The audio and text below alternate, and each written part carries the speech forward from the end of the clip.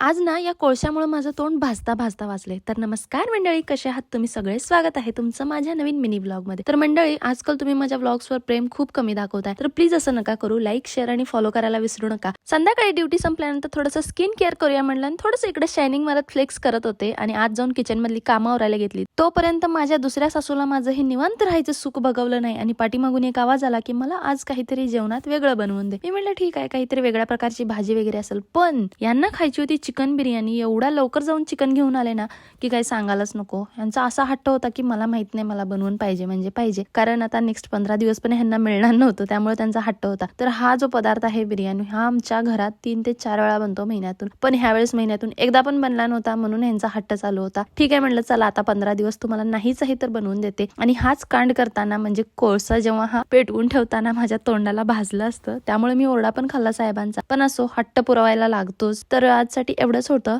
तुम्हाला जर व्हिडिओ आवडत असतील तर पुन्हा एकदा सांगते, लाईक करा, शेअर करा, फॉलो करायला विसरू नका. युट्यूब वरून बघत असाल तर सबस्क्राईब करा. तर आजसाठी एवढंच. भेटूया उद्या नेक्स्ट व्लॉग मध्ये. बाय.